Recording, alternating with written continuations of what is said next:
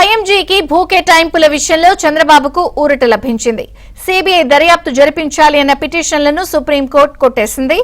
ABK Prasad, న్యాయవాది శ్రీరంగరావు దాఖలు చేసిన ఎస్ఎల్పీలను justice BV Nagarathna, justice Satish Chandra శర్మలతో కూడిన ధర్మాసనం డిస్మిస్ చేసింది. చంద్రబాబు ఉమ్మడి ఆంధ్రప్రదేశ్ సీఎంగా ఉన్నప్పుడు హైదరాబాద్ లో స్పోర్ట్స్ అకాడమీల ఏర్పాటుతో IMG, Bharat academies private limited సంస్థలకు భూములు కేటాయించారు.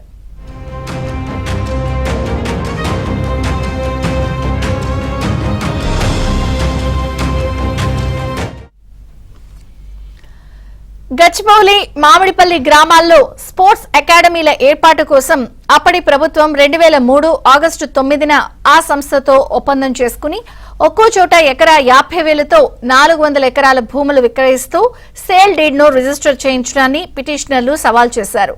2004లో అధికారంలోకి వచ్చిన వైఎస్ రాజశేఖర రెడ్డి ప్రభుత్వం దీనిపై విచారణ జరిపింది. అధికారుల కమిటీ నివేదిక ఆధారంగా ఐఎంజీ, భారత్ అకాడమీస్ తో చేసుకున్న ఎంఓయూను, భూ విక్రయ సేల్ డీడ్ ను రద్దు చేసి ఆ మొత్తం వ్యవహారంపై సీబీఐ దర్యాప్తు కోరుతూ 2006 డిసెంబర్ 13న జీవో జారీ చేసింది.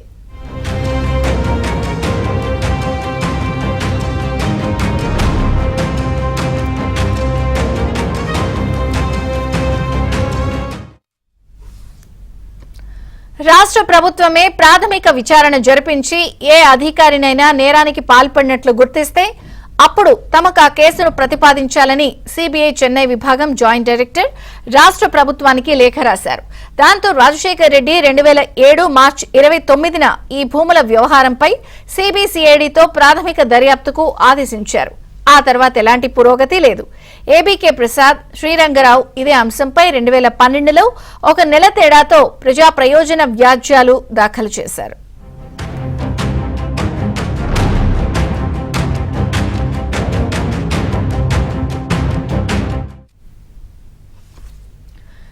ఈ అంశంపై సీబీఐ దర్యాప్తుకు రాష్ట్ర ప్రభుత్వం 2006లో జీవో ఇస్తే దానిపై 6 ఏళ్ల తర్వాత పిల్ ఎందుకు దాఖలు చేయాల్సి వచ్చిందో హైకోర్టుకు సరైన వివరణ ఇవ్వలేకపోయారు.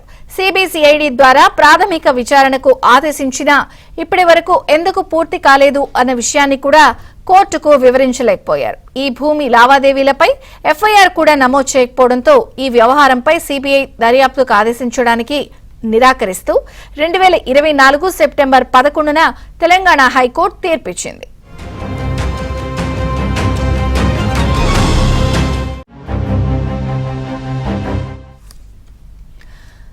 ఆర్టికల్ 226 కింద హైకోర్టు అధికారాలను ప్రయోగించాలని కోరుతూ వచ్చేవారు ఎట్టి పరిస్థితుల్లోనూ వాస్తవాలను దాచిపెట్టకూడదని, వారు సచ్చీలుగా ఉండాలని హైకోర్టు ఆ తీర్పులో వ్యాఖ్యానించింది.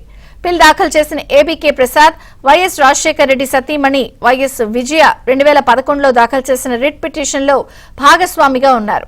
ఇదే పిటిషన్లో రెండో వ్యక్తిగా ఉన్న విజయసాయిరెడ్డి హైకోర్టులో పిల్ దాఖలు చేసే నాటికి చంచల్గూడ జైల్లో ఉన్నారు. ఈ వ్యవహారాల నేపథ్యంలో ఈ ఎంఓయూలపై సీబీఐ దర్యాప్తుకు ఆదేశించడం కుదరదు అని హైకోర్టు తీర్పులో స్పష్టం చేసింది.